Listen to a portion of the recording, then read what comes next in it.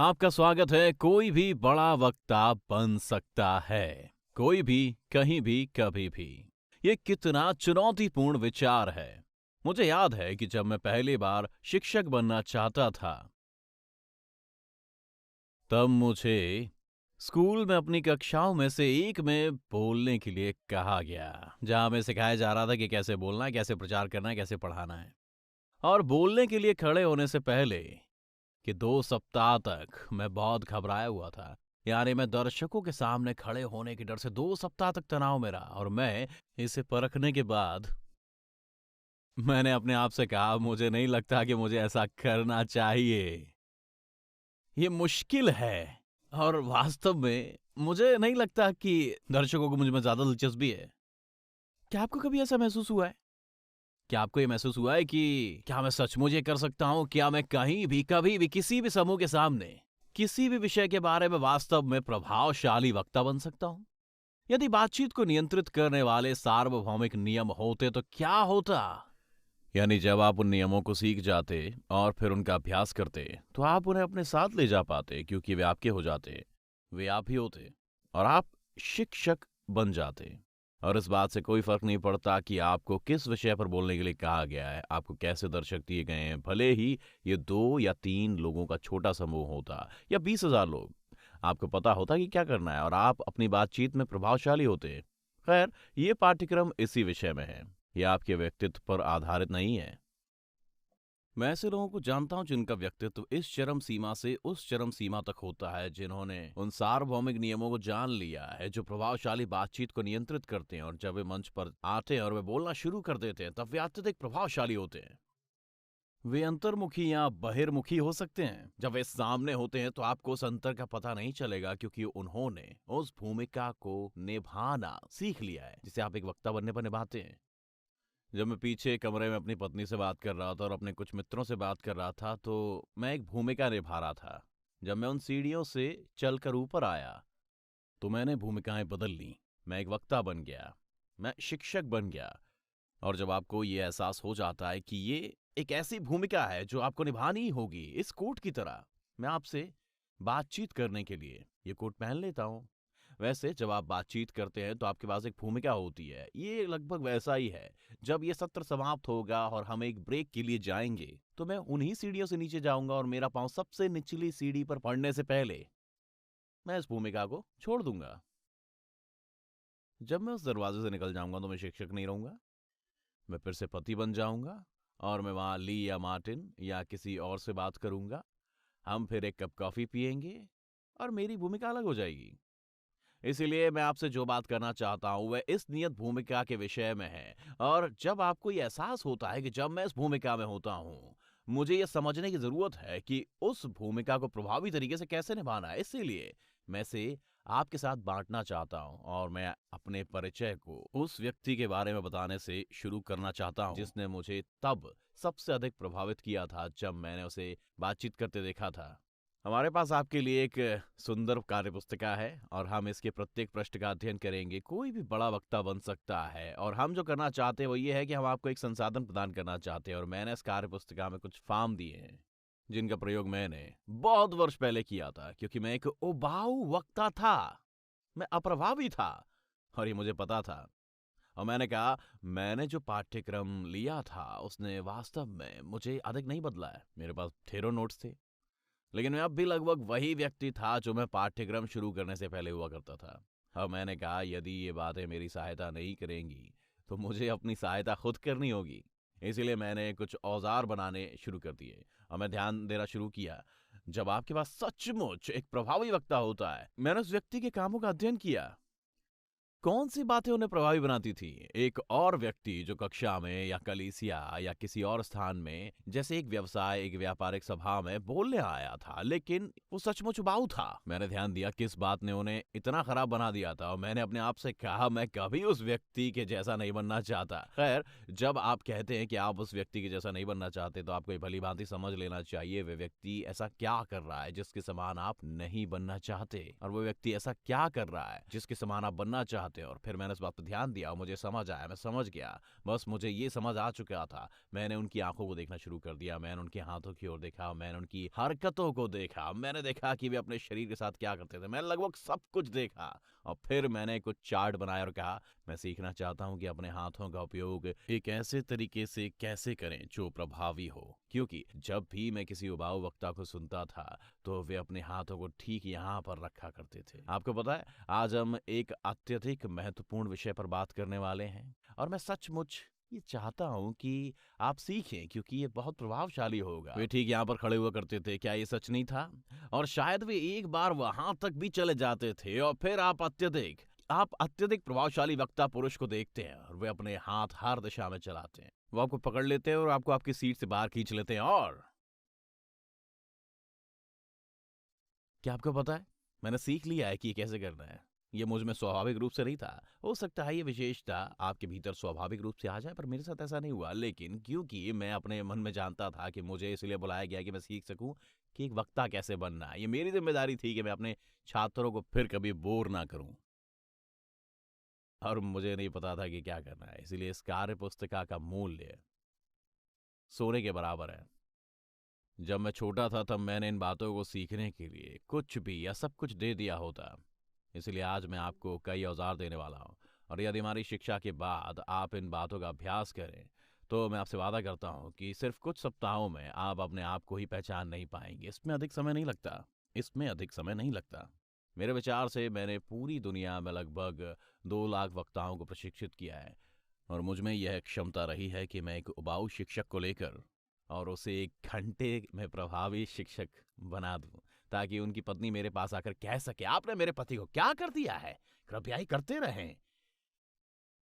इसलिए मैं चाहता हूं कि आप जाने कि इस बात में मैं आपका कोच हूं और मुझे अपना काम आता है और मुझे पता है कि चीजें क्यों काम करती हैं। और यदि आपके मन की गहराई में आप सचमुच एक प्रभावशाली शिक्षक, यानी एक प्रभावी शिक्षक, एक प्रभावी जीवन बदलने वाला प्रचारक बनना चाहते हैं, तो ये कोई रहस्य नहीं है।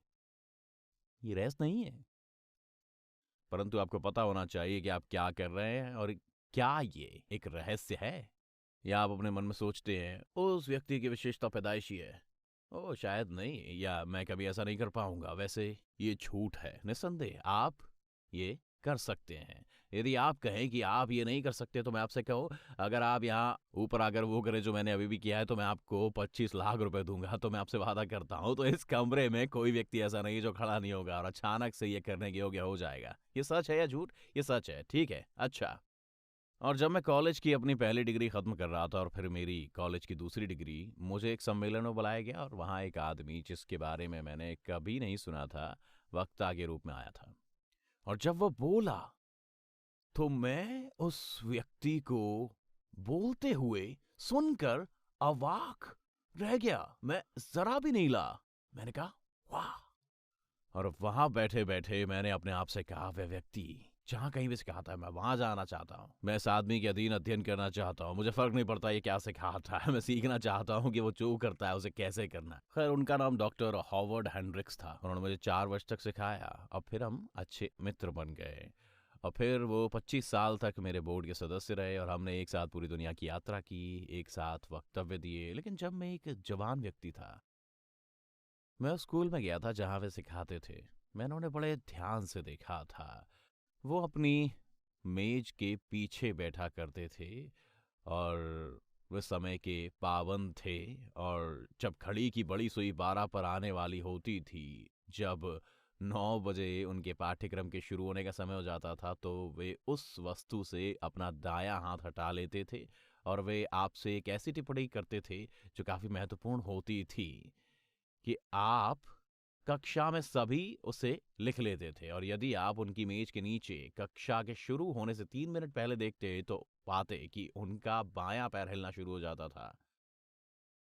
बस महिलाएं आमतौर पर ऐसा नहीं करती, परंतु पुरुष जब वे तैयार हो तो आपके भीतर मची खलबली जैसा होता है। आप उनके पैर को देख सकते थे और उनके पास सिखाने की शैली थी और मैंने उस शैली पर ध्यान दिया। मैं गिनता था कि उन्होंने कितने मिनट तक क्या क्या किया और क्या काम किया इत्यादि। छात्र के रूप में आखिरी वर्ष में, यानी स्नातक अध्ययन के मेरे 4थे वर्ष में, उनके साथ मेरी अंतिम कक्षाओं में वहाँ 30 छात्र थे और मैंने खुद डॉक्टर हॉवर्ड हेंड्रिक्स की परीक्षा लेने का फैसला किया।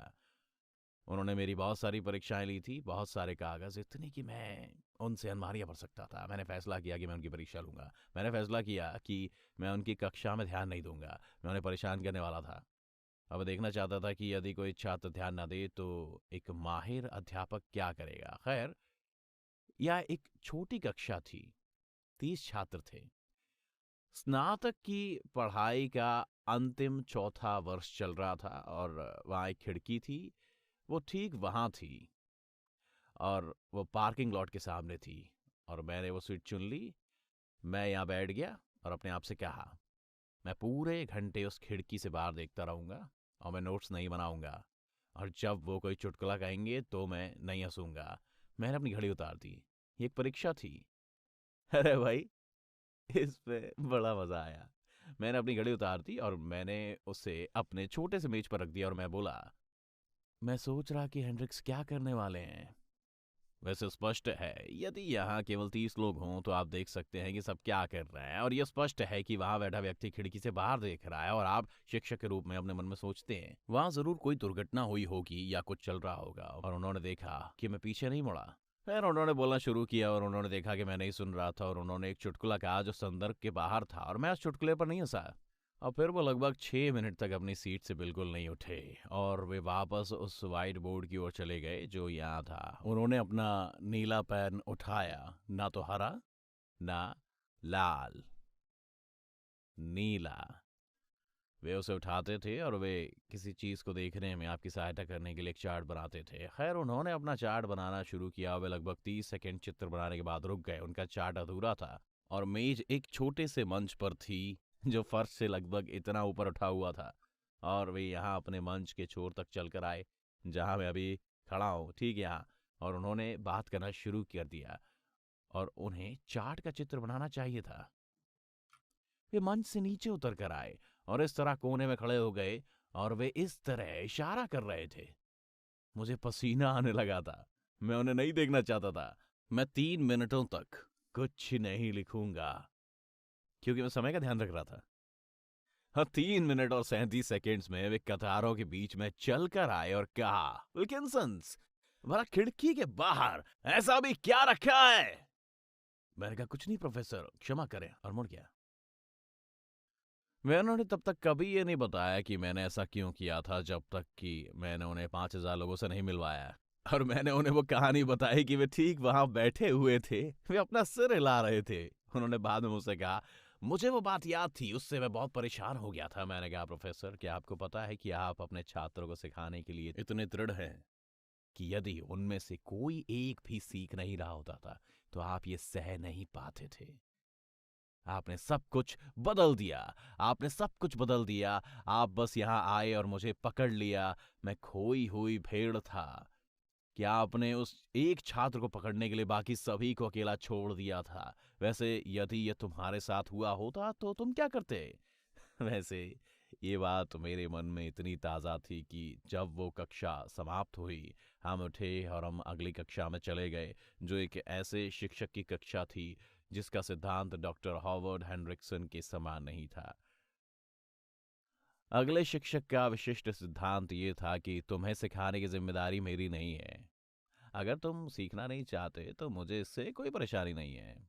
मैं तुम्हें यहाँ पाठ्य सामग्री बताने आया हूँ, लेकिन ध्यान देना तुम्हारा काम है, और यदि तुम ध्यान नहीं देना चाहते तो मुझे क्या। और इसलिए इस बात से ये हुआ कि अगली कक्षा के समय आधे छात्रों ने उस शिक्षक पर ध्यान नहीं दिया। वो पूरी तरह से उबाऊ था और हम अन्य कक्षाओं के पेपर तैयार करने लगे। मेरे कुछ मित्र उस कक्षा में टाइम मैगजीन पढ़ रहे थे और उन दो व्यक्तियों के बीच का अंतर इतना था कि मैं इतने वर्षों के बाद भी कभी उसे भुला नहीं पाया। अब आपसे मेरा प्रश्न ये है कि यदि आपके साथ ऐसा होता तो आप क्या करते? क्या आपको चिंता होती भी या नहीं? पूरी दुनिया भर के अधिकतर शिक्षक सोचते हैं कि यदि उन्होंने अपना पाठ पढ़वा दिया है, यदि छात्र इसके बारे में बात करते हैं तो उन्होंने अपना काम कर दिया है। हैंड्रिक्स ने अपने मन में कहा, यदि मैंने पाठ्य सामग्री को पूरा कर लिया है तो मैंने अपना काम नहीं किया है। मेरा काम तुम्हें सीखने के लिए प्रेरित करना है, और यदि तुम सीख नहीं रहे हो तो मैं सिखा नहीं रहा। मैं सिखा नहीं रहा हूं। इसलिए जब हम इस बारे में बात करते हैं कि कोई भी बड़ा वक्ता बन सकता है, कोई भी, कहीं भी, कभी भी, मैं आपको समझाना चाहता हूं कि कुछ ऐसे सब कुछ नियंत्रण करने वाले सर्व सामर्थ्य सिद्धांत होते हैं जो आपकी हर बात को बदल डालेंगे। और उन सब बातों में से जिनसे मैं बात शुरू कर सकता हूं, यही मूल समस्या है। ये सीखने वाले का नियम है, अर्थात मेरा अस्तित्व इसलिए है कि सीखने वाले को सीखने के लिए प्रेरित करूं। यदि सीखने वाले ने नहीं सीखा है तो मैंने सिखाया ही नहीं है। मैं चाहता हूं कि आप इस बारे में सोचें। अधिकतर शिक्षक अपनी पाठ्य सामग्री को पढ़ाते हैं, वे अपने नोट्स पर जाते हैं और वे सोचते हैं यदि मैं अपने नोट्स खत्म कर लूं तो मैंने आज तुम्हें सिखा दिया है, और वो अपने कमरे से बाहर चले जाते हैं। और कई बार कोई भी कुछ भी नहीं सीख पाता। और काफी हद तक अमेरिका में, हमारे देश के कई स्थानों में काफी प्रतिशत छात्र ग्रेजुएट हो रहे हैं, परंतु वे बहुत अच्छी तरह से पढ़ने में असमर्थ होते हैं, जटिल गणित हल करने में असमर्थ होते हैं, भले ही वे कई कक्षाओं से होकर क्यों ना गुजरे हों। क्योंकि वास्तव में उस छात्र को शिक्षक द्वारा सिखाया नहीं गया था। शिक्षक ने उनसे बातें की थी, उन्हें शिक्षक द्वारा सिखाया नहीं गया था। इसीलिए मैं इन सब बातों के बारे में सोच रहा था, और ये बातें मेरे मन में उथल पुथल मचा रही थी। मैंने अपने आप से कहा, मेरे विचार से बाइबल सिखाने के बारे में क्या कहती है? और इसलिए मैंने कुछ ऐसी आयतों को ढूंढने का प्रयास किया जिनमें सिखाने और सीखने के बारे में लिखा था, और मैं देखना चाहता था कि उन शब्दों का क्या अर्थ है।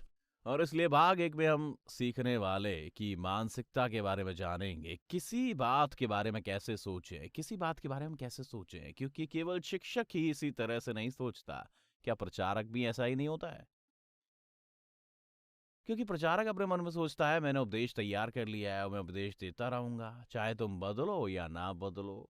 ये मेरी जिम्मेदारी नहीं है। इसीलिए इससे बहुत बड़ा संबंध विच्छेद हो जाता है। कक्षा के शिक्षक से इस बात को लेकर संबंध विच्छेद हो जाता है कि उसकी मानसिकता ऐसी है जो कहती है, मेरा काम रूपरेखा को तैयार करना और उसके बारे में तुमसे बात करना है, तुम्हें सिखाना मेरा काम नहीं है, तुम्हारा काम है। प्रचारक की मानसिकता भी ठीक ऐसी ही होती है, बड़े प्रचारकों की नहीं, ऐसे प्रचारकों की नहीं जो सप्ताह दर सप्ताह जीवन परिवर्तन के लिए प्रेरित करते हैं। देखिए, ये वे प्रचारक होते हैं जिन्हें एहसास होता है, नहीं नहीं नहीं नहीं नहीं, पाठ्य सामग्री से मेरी मंडली में बदलाव आना चाहिए। यदि बदलाव नहीं आया है तो ये मेरी गलती है, ये मेरी गलती है। जैसा कि पुराने नियम में लिखा है, जब परमेश्वर भविष्यद्वक्ताओं से सचमुच क्रोधित हो जाता था तब वो कहता था, यदि तुमने मेरे लोगों को सीखने के लिए प्रेरित किया होता तो वे बदल जाते और मुझे उन्हें दंड ना देना पड़ता। परमेश्वर कहता है, यदि तुमने उन्हें ये बातें सीखने के लिए प्रेरित किया होता, यदि तुमने उन्हें आज्ञा मानने के लिए प्रेरित किया होता। और परमेश्वर ने फिर से ये जिम्मेदारी उस व्यक्ति को दे दी जो शिक्षक या प्रचारक या भविष्यद्वक्ता होता था। वैसे जब मैं दुनिया की यात्रा करता हूँ, जब मैं सुनता हूँ कि माता पिता बहुत ज्यादा निराश होकर कहते हैं, मेरा बच्चा पढ़ना नहीं सीख पा रहा है, मेरा बच्चा नहीं सीख पा रहा है कि कैसे, तब शिक्षक शायद ये सोच रहा होता है कि ये मेरी गलती नहीं है, तुम ध्यान नहीं दे रहे हो। और जो बात मैं जानना चाहता हूँ, और वो बात जिस पर मैं चाहता हूँ कि आप विचार करें, वो ये प्रश्न है, परमेश्वर इसके विषय में क्या सोचता है? परमेश्वर की शिक्षक की परिभाषा क्या है? और इसलिए मुझे 2 आयतें मिली जिन्हें मैं चाहता हूं कि आप अपनी कार्य पुस्तिका में देखें। व्यवस्था विवरण 4:1, इसमें लिखा है, अब हे इज़राइल, जो जो विधि और नियम मैं तुम्हें सिखाना चाहता हूं ये पुराने नियम में है। और यदि आप बाइबल के बारे में अधिक जानते हैं तो आपको पता है कि पुराना नियम वास्तव में अंग्रेजी में नहीं लिखा गया था, ये इब्रानी में लिखा गया था। और इसलिए मैं आखिरकार उस इब्रानी शब्द का अध्ययन करना चाहता था। उन्हें सुन लो और उन पर चलो जिससे तुम जीवित रहो, और जो देश तुम्हारे पितरों का परमेश्वर यहोवा तुम्हें देता है उसमें जाकर उसके अधिकारी हो जाओ। इस तरह व्यवस्था विवरण 4:1 का ये शब्द सिखाना है, और आपकी कार्य पुस्तिका की अगली आयत व्यवस्था विवरण 5:1 है। आइए उस पर गौर करें। और मूसा, ये उसी पुस्तक का अगला अध्याय है। मूसा ने सारे इज़राइलियों को बुलवाकर कहा, हे इज़राइलियों, जो जो विधि और नियम मैं आज तुम्हें सुनाता हूँ वे सुनो, इसीलिए कि उन्हें सीख कर। इसीलिए मैं एक बहुत ही साधारण सी बात जानना चाहता था, वो बात है सिखाना। ये सीखना है। मैं जानना चाहता था कि उन इब्रानी शब्दों का क्या अर्थ है, और इसलिए मैंने अपनी इब्रानी बाइबल निकाली और मैंने आपके लिए अपने अगले दृश्य में उसकी एक प्रति बना ली। और ये एक मध्य पंक्ति पाठ बाइबल है जिसमें इब्रानी शब्दों को साथ लाकर और अंग्रेजी अनुवाद को साथ में उसके नीचे रखा गया है। और मैंने जो किया, मैं बस आपको दिखाना चाहता हूँ कि मैंने क्या किया था। मैं यहाँ आया और मैंने व्यवस्था विवरण 4:1 पर गौर किया और मुझे मैं सिखा रहा हूँ मिल गया, और ये ठीक वहाँ पर है। और मैंने उन अक्षरों को देखा और मैंने कहा ठीक है, और मैंने उन शब्दों को एक अलग कागज़ पर लिख लिया और मैंने उसे इब्रानी शब्दकोशों में और यहाँ वहाँ ढूंढा। और फिर मैं यहाँ पर आ गया और मैंने शब्द सीखना पर ध्यान दिया। ये ठीक वहाँ पर है और मैं जानना चाहता था कि उसका क्या अर्थ है। और जब मैंने उन 2 शब्दों का अध्ययन किया, मैंने, आप ऐसा कह सकते हैं, मुझे ऐसा लगा जैसे मैं पूरी तरह से एक अंधेरे कमरे में था और कोई भीतर आया और तभी सभी चकाचौंध करने वाली लाइटें जला दी, जो इतनी अधिक चमकीली थी कि मैंने अपने आप से कहा, अच्छा ये देखो। क्योंकि जब मैंने शब्द सिखाना पर गौर किया, इन 3 अक्षरों पर गौर करें, LMD, इब्रानी का लामेत। मैं यहाँ आ गया और मैंने सावधानी से इस पर गौर किया और मुझे मिला, नहीं, ये सच नहीं हो सकता। यहाँ L है, इस L की तरह यहाँ M है, यहाँ D है, ये D है, ये एक उपसर्ग है, ये एक प्रत्यय है। ये ठीक वही मूल शब्द है, ये ठीक वही मूल शब्द है। और मैं जानना चाहता था सिखाने का क्या अर्थ है। खैर, इब्रानी में जब आप किसी क्रिया शब्द को लेते हैं और आप उसे वो व्यक्ति बनाना चाहते हैं जो उस क्रिया का करने वाला करता है, आप उसके इर्द गिर्द एक निश्चित उपसर्ग और प्रत्यय लगाते हैं। आप आमतौर पर आप इसे PL में बदल देते हैं और इससे जो होता है वो ये है। सिखाने का अर्थ ये है क्रिया के कार्य को लेना, जो कि सीखना है, और क्रिया का कर्ता बन जाना। सिखाना का क्या अर्थ है? सिखाना का अर्थ है मैं वह व्यक्ति हूं जो आपको ये करने के लिए प्रेरित करता है। मैं आपको सीखने के लिए प्रेरित करता हूं। यानी अगर आपने सीखा LMAD, तो मैंने नहीं सिखाया LMAD। इसीलिए परमेश्वर के मन में शिक्षक और सीखने वाला जुड़े हुए हैं और आप उसे अलग नहीं कर सकते। ये एक ही शब्द है। इसीलिए ये एक ऐसा विचार है जो पूरी दुनिया में व्याप्त है और दुनिया के लगभग हर देश में अंक नीचे जा रहे हैं, भले ही हम शिक्षकों को अधिक वेतन क्यों ना दे रहे हों। ये सच है। अमेरिका में अंक नीचे गिर रहे हैं और हम शिक्षकों को हर वर्ष अधिक से अधिक वेतन दे रहे हैं।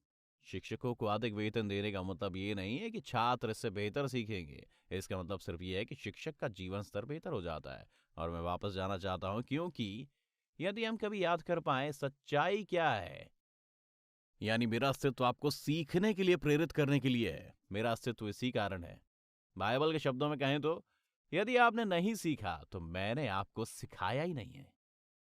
एक प्रभावी वक्ता बनने के विषय में सबसे प्रभावशाली सच्चाई है, यानी जब तक मुझे एहसास ना हो कि आप में घटित हो रहा है, तब तक मैंने कुछ भी नहीं किया है। मैंने सिर्फ बातें की हैं। क्या आपको ये समझ आया? क्या ये शक्तिशाली सच्चाई है या कुछ और? ये प्रभावशाली सच्चाई है। इसी कारण डॉक्टर हॉवर्ड हेंड्रिक्स ने पहले चुटकुला कहा, आधा चार्ट पूरा किया, या मंच के छोर तक चलकर आए, मंच से नीचे उतरे, कतारों के बीच में से दौड़कर आए और अपने 30 छात्रों में से एक पर चिल्लाए, क्योंकि वो छात्र सीख नहीं रहा था और वो जानते थे यदि ये छात्र सीख नहीं रहा है तो मैं शिक्षक के रूप में असफल हो रहा हूं। मैं शिक्षक के रूप में असफल हो रहा हूं। ये केवल कक्षा में ही घटित नहीं होता, ये उपदेश के मंच पर भी घटित होता है।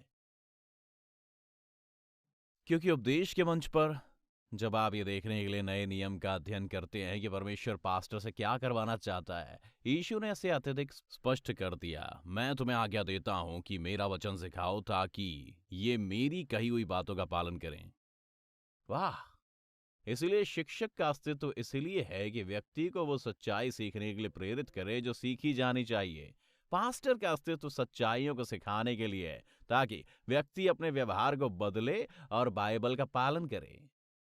और यदि वे व्यक्ति बदल नहीं रहा है और अधिक आज्ञाकारी नहीं बन रहा है, तब वास्तव में उन्होंने प्रचार ही नहीं किया है, उन्होंने बस बातें की हैं।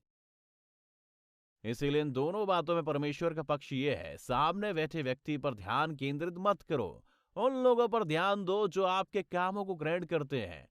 और यदि आपकी कलीसिया के लोग बदल नहीं रहे हैं, तो आप असफल हो रहे हैं। और यदि छात्र पाठ्य सामग्री और कौशल नहीं सीख पा रहे हैं, तो आप असफल हो रहे हैं। और एक बार जब आपके मन में ये धारणा बन जाती है, मैं वो व्यक्ति हूं जो तुम्हें सीखने के लिए प्रेरित करने के लिए जिम्मेदार है, तो उबाऊ होना बहुत कठिन हो जाता है, क्योंकि सीखने का स्तर तब गिरता है, मेरा मतलब है जब आपके पास एक उबाऊ वक्ता होता है तो ये गायब हो जाता है। जब आपका शिक्षक उबाऊ होता है तो आप मुश्किल से भी कुछ नहीं सीख पाते। इसीलिए आइए इसमें चलें। मैंने दाईं ओर दिए गए चार्ट में इसे सारांशित करने का प्रयास किया है और इसे सीखने वाले का नमूना कहा जाता है। और मैं चाहता हूं कि आप इसमें जाएं, क्योंकि ये संक्षेप में बताता है कि हम इस बारे में कैसे सोच रहे हैं। हम सीखने वाले के नियम पर हैं। सभी माहिर शिक्षकों का सबसे शक्तिशाली रहस्य ये है कि वो इस बात पर ध्यान देते हैं कि अब और अधिक संबंध विच्छेद ना हो। मेरा संबंध छात्रों से बन चुका है और जब तक तुम नहीं सीखते तब तक मैंने सिखाया ही रही है। और ये बात और नहीं, मैंने अपना काम कर दिया है, मैंने पाठ्य सामग्री को पूरा कर लिया। यदि तुमने नहीं सीखा तो ये तुम्हारी गलती है। मेरे बेटे ने इस नियम के बारे में सुना। हर एक सप्ताह के बाद वो स्कूल से वापस आया और कहा, पिताजी, हाँ काश मेरे स्कूल के शिक्षक भी उन बातों को सुन पाते जो आप सिखाते हैं। वे बहुत उबाऊ है। हाँ पिताजी, और मैं अपनी कक्षाओं में इसलिए अच्छा नहीं कर पा रहा हूँ क्योंकि वे मुझे सीखने के लिए प्रेरित नहीं कर रहे हैं। अब मैंने कहा, हो मैं बोला, वैसे बेटे, कहीं तुमने मुझे छात्र के नियम के बारे में बात करते हुए तो नहीं सुना? पिताजी, छात्र का एक नियम होता है। हाँ, छात्र का नियम क्या है?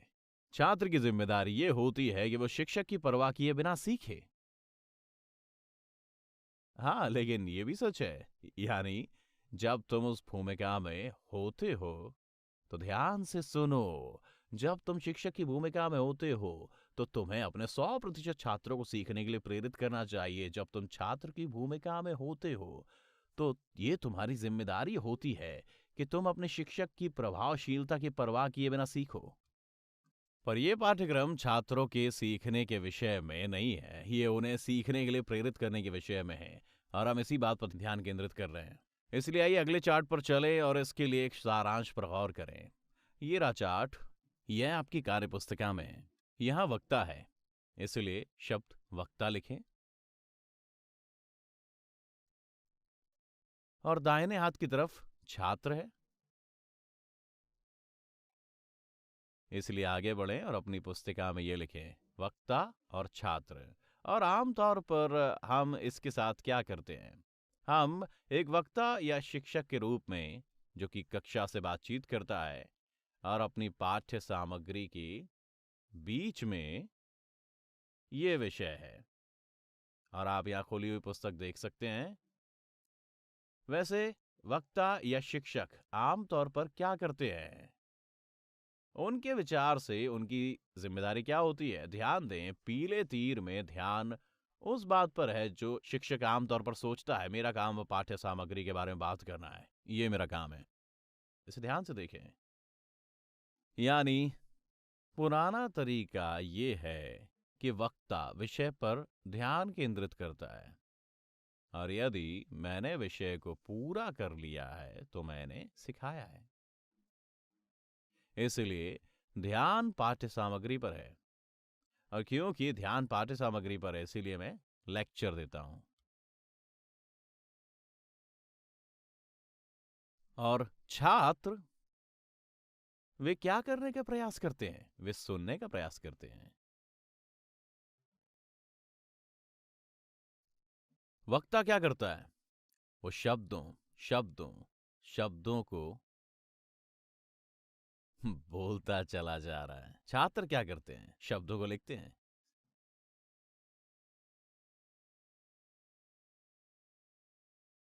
हम कहने का प्रयास कर रहे हैं कि ध्यान पूरी तरह से किसी और चीज़ पर है। मुझे याद है कि मैं एक महिला से बात कर रहा था और मैंने कहा, आप क्या सिखाती हैं? मैं गणित सिखाती हूँ। मैंने कहा, सचमुच? मुझे लगा कि आप छात्रों को सिखाती हैं। हाँ, पर अभी रुके। ये सिर्फ साधारण छोटा सा फेरबदल है, क्योंकि ऐसे शिक्षक या वक्ता या प्रचारक जो अपनी कही हुई बातों पर ध्यान केंद्रित करते हैं, वे विषय पर ध्यान केंद्रित करते हैं। वे छात्र पर ध्यान केंद्रित नहीं करते, वे विषय पर ध्यान केंद्रित करते हैं। और छात्र जो करना सीखते हैं वो सिर्फ सुनना है और लिखना होता है। तो वे वहां होते हैं और वे सिर्फ व्यक्ति की कही हुई बातों को लिख रहे होते हैं, और इसके बीच में ये होता है, वहां एक निष्क्रियता का गड्ढा होता है। निष्क्रियता का गड्ढा। और सीखने वाले के नमूने में हम आपके साथ जो बात साझा कर रहे हैं उसका अर्थ ये है कि इसे देखने का एक दूसरा दृष्टिकोण भी है। ध्यान आपके विषय पर केंद्रित नहीं होना चाहिए। ध्यान यहाँ सबसे नीचे इस पीले तीर पर होना चाहिए। आपका ध्यान छात्र पर होता है ताकि छात्र कह सके, वाह, मुझे ये समझ आ गया। मैं विषय पर ध्यान केंद्रित नहीं करता, मैं छात्र पर ध्यान केंद्रित करता हूं। जब से मैंने सत्र शुरू किया है तब से मैं यही कर रहा हूं। यानी मुझे इस तथ्य को महसूस करने में थोड़ा समय लगा है कि इस कमरे में हर व्यक्ति को यह समझ आ गया है। मैं इस विचार पर अपनी योजना से 14 मिनट अधिक तक बना रहा। क्यों? मैं आपके लिए लाइट जलाने का जिम्मेदार हूं, ताकि मैं कमरे के हर एक व्यक्ति के विषय में आश्वस्त हो सकूं कि उस तक रोशनी पहुंच चुकी है और वे उसके विषय में कायल हो चुके थे। मैंने तब तक नहीं सिखाया जब तक कि मैंने आपको सीखने के लिए प्रेरित नहीं कर दिया। और मैं उसके ऊपर गया और मैं यहाँ वापस आ गया और फिर से उसके ऊपर चला गया और मैंने आपको एक और उदाहरण दिया और मैंने आपको प्रोत्साहित किया और मैंने बाइबल के एक परिच्छेद के विषय में बात की और मैं प्रचारकों पर आया और मैंने उसी विचार के बारे में बात की और मैं कम से कम 6 तरीकों से उस बड़े विचार पर गया था। मैं अब तक बाकी रूपरेखा पर क्यों नहीं गया? क्योंकि आप अब भी उसके बारे में सोच रहे थे, क्योंकि अधिकतर लोगों के लिए ये नया विचार है। फिर एक ऐसे व्यक्ति के लिए इसका क्या निहितार्थ है जो सचमुच सीखने वाले के नियम को पकड़ लेता है? निहितार्थ है, आप पहले जैसे नहीं रहेंगे, आप पहले जैसे नहीं रहेंगे। यदि आपने नहीं सीखा या आप नहीं बदले हैं तो मैं असफल हो गया हूं।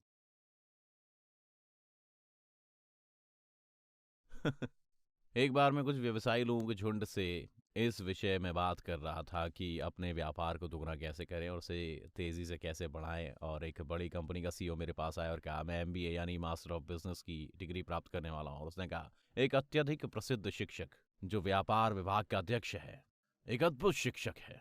और वो कक्षा में आया और उसने मुझसे कहा, और आपसे और सभी से क्या, आपको पता है कि आप में से 70% लोग इस कक्षा में फेल हो जाएंगे। और उसने मुझसे कहा, ये आदमी जो मुझसे बातें कर रहा था, उसने मुझसे कहा, वह अद्भुत शिक्षक है। मैंने कहा, मैं आपसे एक प्रश्न पूछना चाहता हूँ, तुम अपने व्यवसाय में क्या करते हो? उसने कहा, मैं यहाँ पर इन चीजों को बनाता हूँ। मैंने कहा, ठीक है, यदि ग्राहकों के लिए बनाए गए तुम्हारे 70% उपकरण टूट जाए तो तुम्हारे व्यापार का क्या होगा? वो बोला, क्या आपका मतलब है कि लोगों ने जो खरीदा है यदि उसका 70% खराब हो जाए, हाँ, मेरा व्यापार ठप हो जाएगा? मैंने कहा, ये सही है, तुम्हारे पास तुम्हारे जीवन का सबसे बुरा शिक्षक है, क्योंकि वो तुम्हें सामने से बता रहा है कि मैं 70% लोगों को फेल कर दूंगा। उस व्यक्ति को नौकरी से निकाल देना चाहिए।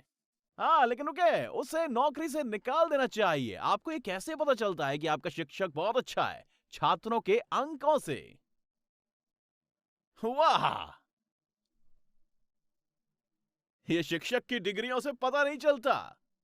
यदि छात्रों की परीक्षा के अंक अच्छे नहीं आते हैं तो हम हमेशा अगली डिग्री प्राप्त करने के लिए शिक्षक को वेतन क्यों देते हैं? ये बहुत ही पिछड़ी हुई सोच है।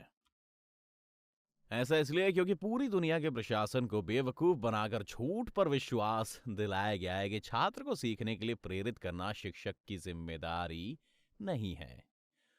तो कुल मिलाकर बड़ा विचार क्या है? जब हम इस बारे में सोच रहे हैं तो इसका सार क्या है? ये है प्रेरित करना।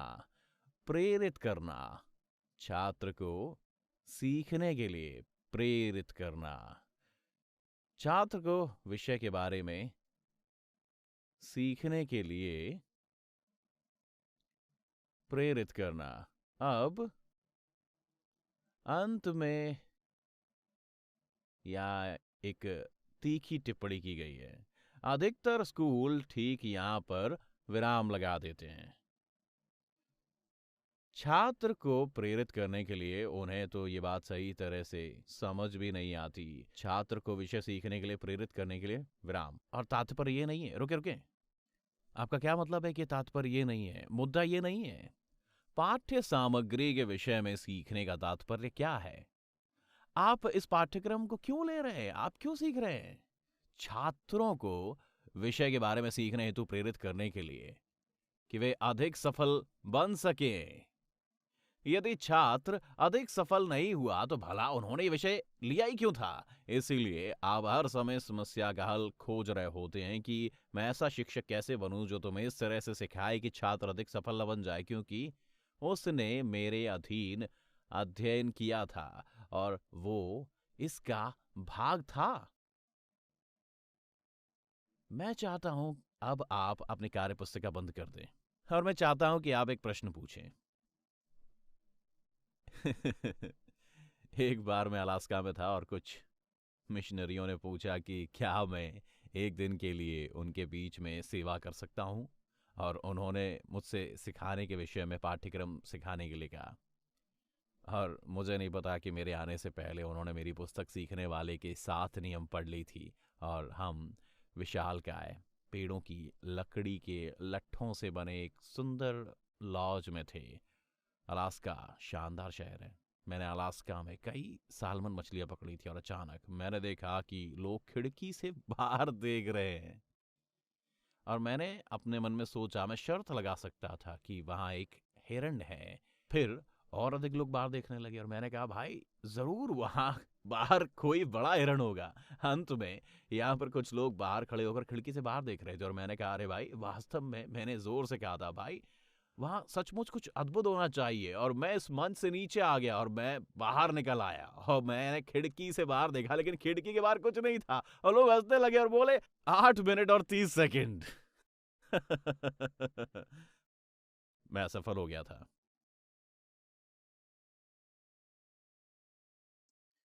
हाँ, पर चलो कोई बात नहीं। इसलिए जब हम ये पहला सत्र खत्म करते हैं तो मैं चाहता हूं कि आप सचमुच इस प्रश्न पर विचार करें। ये एक कठिन समस्या है, क्या नहीं है? ये कठिन समस्या है। क्या आप अतीत से पीछे छुड़ाएंगे?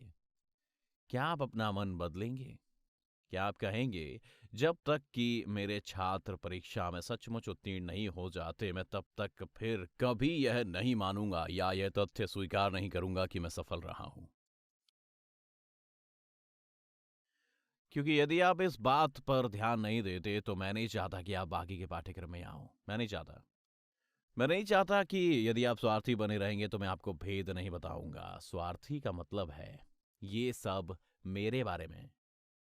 और अधिक शिक्षक ये नहीं जानते कि जब ये सिर्फ मेरे बारे में होता है तो हम कितने अधिक स्वार्थी हो जाते हैं। मैं बात कर रहा हूं, ये मेरे बारे में नहीं है, ये आपके बारे में है।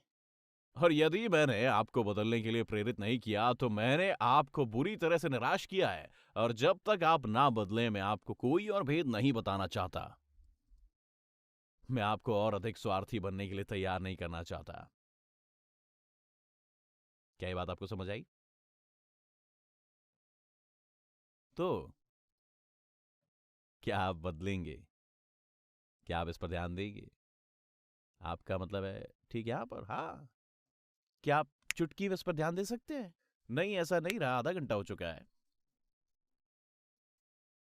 पर आप अब सच जानते हैं, बाइबल के दृष्टिकोण से आप तब तक फिर कभी ये नहीं कह सकते मैंने सिखाया है, जब तक कि आप ना सीख लें।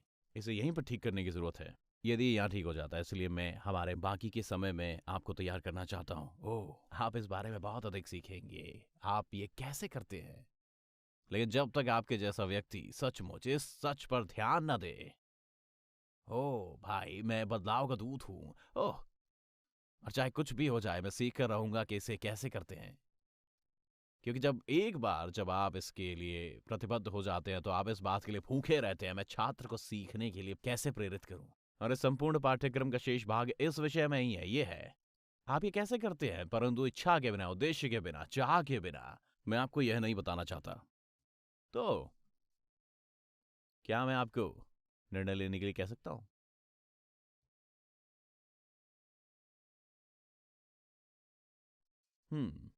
इसलिए यदि आप भीतर आने के लिए प्रतिबद्ध हैं, और यदि आप परमेश्वर को इस तरह जानते हैं, तो कहें, हे प्रभु, स्वार्थी होने के लिए मुझे क्षमा करें। मैं अब आपके प्रति प्रतिबद्ध हूँ। मैं तेजी से इस दिशा में जा रहा हूँ, और मेरे छात्रों में नाटकीय रूप से बदलाव होने जा रहा है। एक बार मैं कैलिफोर्निया के अनाहेम कन्वेंशन सेंटर में पूरे दिन 10,000 शिक्षकों को सिखा रहा था। लंच के समय एक वृद्ध सज्जन मेरे पास आए और मुझसे बोले, मुझे आपको नीला कागज दिखाना चाहिए। और वो मेरे पास आए और वे बोले, मैं 40 वर्ष पढ़ाने के बाद सेवानिवृत्त हुआ था। और फिर मैंने शिकागो के मिडवेस्ट के एक सम्मेलन में आपको सुना था, और उन्होंने कहा, और जब मैंने आपको ये सब बातें सिखाते हुए सुना, तो मुझे एहसास हुआ कि मैं इनमें से कोई भी कार्य नहीं कर रहा था, और इसीलिए इससे मेरा मन भर आया। और क्योंकि मुझे एहसास हो गया था कि मैं इन सभी वर्षों में असफल रहा हूं। और फिर उन्होंने कहा, मुझे गहरा धक्का लगा था। और उन्होंने कहा, मैंने परमेश्वर से कहा, परमेश्वर मुझे एक और अवसर दे। उन्होंने कहा था, वे पहले ही सेवानिवृत्त हो चुके थे। मैं अपने घर गया और मैंने फिर से प्रार्थना की, परमेश्वर मुझे दूसरा अवसर दे। और मैं जिस स्कूल में पढ़ाया करता था, उस स्कूल के प्रधानाचार्य ने मुझे फ़ोन किया और कहा, हमारा एक शिक्षक एक लंबी बीमारी के चलते बीमार है, और मैं सोच रहा था कि क्या आप अपनी सेवानिवृत्ति से वापस आकर फिर से पढ़ा सकते हैं। उन्होंने कहा, हाँ, मैं आऊँगा। उन्होंने कहा, पहली चीज़ जो मैंने की वो ये है कि मैं अंदर आया और मुझे एहसास हुआ कि वहाँ अंक पुस्तिका, वो मेरी अंक पुस्तिका है। उन्होंने कहा कि उन्होंने नीले कागज़ का वो टुकड़ा निकाला जो उनकी जेब में था, वो मुड़ा हुआ था, और कहा, ये सब छात्रों के नाम हैं, और ये मेरे कार्यभार संभालने के बाद के अंक हैं। वे बहुत अच्छे अंक नहीं थे। और वो बोला, मैंने उन छात्रों को सीखने के लिए प्रेरित करना शुरू कर दिया, और मैंने उन सभी औजारों का प्रयोग करना शुरू कर दिया जो आपने हमें दिए थे, क्योंकि आपने हमें बहुत सारे औजार दिए थे। और उन्होंने कहा, अब क्योंकि उनके पास एक पृष्ठ था, उन्होंने उस पृष्ठ को अपने अंकों के स्थान पर मोड़ रखा था। और फिर वो बोले, अब देखिए कि 30 दिनों के बाद उन्हीं छात्रों के साथ क्या हुआ। मैंने उसे पलटा, और अंक ए और बी में थे, और वह हवा में उड़ रहे थे। और वह बोले, आखिरकार मैं शिक्षक बन गया हूं। आपके सेवकों के रूप में हमारा क्या सपना होता है? हम सपना देखते हैं कि दुनिया के एक ऐसे देश जो अपने छात्रों के सीखने से खुश नहीं है, वे अपने प्रधानाचार्यों और शिक्षकों को इन सभी पाठ्यक्रमों को सीखने के लिए भेजें, क्योंकि ये कई पाठ्यक्रमों में से सिर्फ पहला पाठ्यक्रम है।